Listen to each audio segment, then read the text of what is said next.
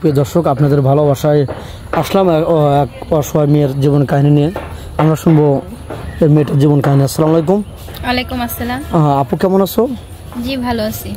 হ্যাঁ, তোমার নামটা কি একবার জানতে পারি? আমার নাম মিথিলা। মিথিলা, দেশের বাড়ি? চাঁদপুর।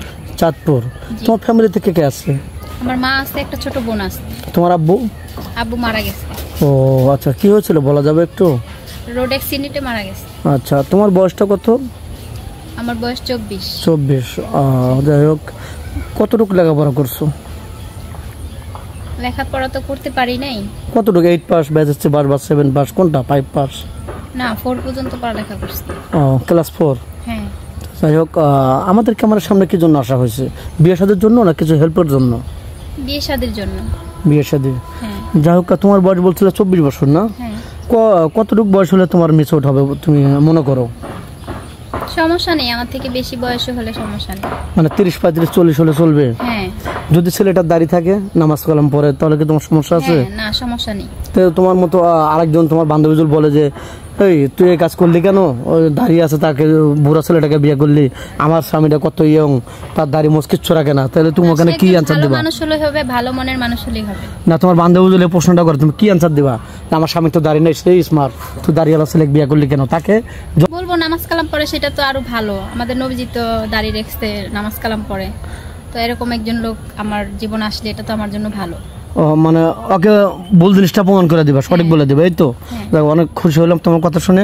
যাক, তোমাকে যদি কোনো প্রবাসী ভাই বিয়ে করে প্রবাস জীবনে নিয়ে যেতে চায়, বাইরে নিয়ে যেতে চায়, তুমি কি ইচ্ছুক না বাংলাদেশে থাকবা, কোনটা? সে যদি আমাকে বাংলাদেশে রাখে আমি থাকবো, সে যদি নিয়ে যেতে চায় আমি যাব।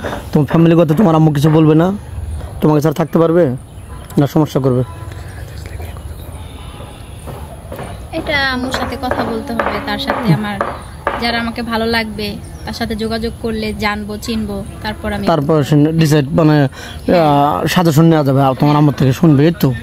তো যাই হোক, একটা ছেলে হয়তো তার ফ্যামিলি দেখতে দেখতে হয়তো একটু বয়স বেশি হয়ে গেছে, বা তার ওয়াইফ আছে বা ওয়াইফ মারা গেছে, এরকম মেন তোমাকে বিয়ে করে বাড়িতে রেখে গেল, তার বাপ মা আছে, তাদের সাথে কি তুমি দুর্বলতার সুযোগ নিয়ে খারাপ ব্যবহার করবে? না, কখনোই না। আমি তো চাই ফ্যামিলি সবাইকে নিয়ে থাকতে। সত্যি বলছো তো? হ্যাঁ। আচ্ছা, এই ভিডিওটা পাবলিক হচ্ছে দেশ প্রবাস থেকে, সব জায়গা থেকে দেখছি, তোমাকে কিভাবে পাবে বলো তো? এখন আমার সাথে তো যোগাযোগ করার মতো আমার কোনো ফোন নেই। তোমার ফোন নেই? ফোন আসবে তো কিনে নেই? না, জি না। তাহলে কিভাবে পাবে বলো তো?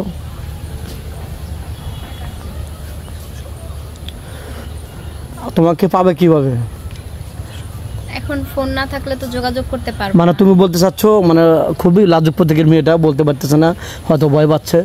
তো যাই হোক, আমাদের নাম্বার দেওয়া থাকবে, মেয়েটার কথা আমি বলে ফেললাম, আমাদের নাম্বার দেওয়া থাকবে, মেয়েটার কোনো ফোন নেই, কেউ ভিডিও কল দেবেন না, অযথা অডিও কল দেবেন, ভিডিও কল দিলে